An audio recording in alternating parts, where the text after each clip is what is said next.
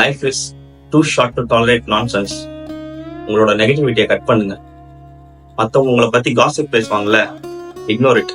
உங்களை சுத்தி இருக்கிற ஃபேக் பீப்பிள்கிட்ட இருந்தும் அண்ட் அவங்களோட ட்ராமா கிட்ட இருந்தும் வெளியே வாங்க. சரி, இப்படி யோசிச்சு பாருங்களேன்.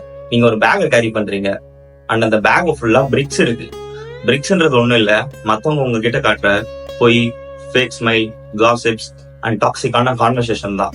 ஃபர்ஸ்ட் டைம் அந்த பேக்கை மாட்டிட்டு நம்ம போகும்போது அதோட வெயிட்டை நம்ம கவனிக்க மாட்டோம். பட் கொஞ்ச டேஸ்க்கு அப்புறம் அந்த பேக்கோட வெயிட் அதிகமாகிறதுனால அந்த பேக்கோட வெயிட்டை நம்ம ஃபீல் பண்ண ஸ்டார்ட் பண்ணுவோம். அந்த பேக்கோட வெயிட் உங்களை கீழே இழுக்கும், உங்களோட ஸ்டெப்ஸை ஸ்லோ பண்ணும், உங்களோட ஸ்பிரிட்டையும் சேர்த்து பிரேக் பண்ணும். ஒரு மேன் தன்னை பீஸ்ஃபுல்லா வச்சுக்கணும்னு நினைக்கிறான், பட் அவனை சுத்தி இருக்கிற எல்லாரும் அவனுக்கு ப்ராப்ளம் மட்டுமே கொண்டு வராங்களே தவிர ஒரு நாளும் ப்ராப்ளம்கான சொல்யூஷனை கொண்டு வரதே இல்லை. Gossip, drama, fake people, negativity இந்த மாதிரியான விஷயத்திலேயே மாட்டிக்கிறான். ஒரு நாள் அவனோட பேக் வெயிட் ரொம்பவே அதிகமாயிருச்சு. அந்த பேக் வெயிட்னால அவனுக்கு வர வேண்டிய ஒரு பிக் ஆப்பர்ச்சுனிட்டி மிஸ் ஆகுது.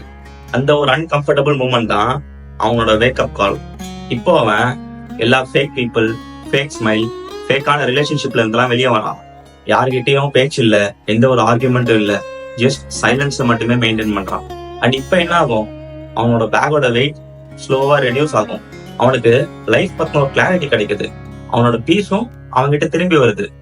அண்ட் ரொம்பவே important, he found himself again. உங்க சர்க்கிளை சுத்தி நிறைய பேர் இருக்காங்கன்றதுக்காக உங்க பக்கத்துல எல்லாரும் இருக்காங்கன்றது அர்த்தம் இல்ல. அந்த சர்க்கிள்ல இருக்க நிறைய பேர் உங்களோட கோல்ல இருந்து உங்களை டிஸ்ட்ராக்ட் பண்ணவும், உங்களை அந்த சர்க்கிள்ல தூக்கி போடவும் தான் இருக்கிறாங்க. ஸோ அவங்களாம் போகட்டும், விடுங்க. ஹேட்னால இல்ல, பட் உங்க செல்ஃப் ரெஸ்பெக்ட்காக. உங்களுக்கு சேஸ் பண்ண ட்ரீம்ஸ் இருக்கு, உங்க லைஃபை பில்ட் பண்ணணும், உங்க பீஸை ப்ரொடெக்ட் பண்ணணும். அண்ட் இதெல்லாம் பண்ண மற்றவங்களோட நான்சென்ஸை கேரி பண்ணிட்டு உங்களால இதெல்லாம் பண்ண முடியாது. நீங்க எப்போ மற்றவங்களோட நான்சென்ஸை உங்க பேக்ல இருந்து வெளியே டிராப் பண்றீங்களோ அப்பதான் you will be free to run. அது வரைக்கும் அவ்வளவு வெயிட்டான பேக்கை தூக்கிட்டு உங்களால வாக் கூட பண்ண முடியாது. அந்த செத்து போன வெயிட் எல்லாம் டிராப் பண்ணிட்டு பறக்க ஸ்டார்ட் பண்ணுங்க.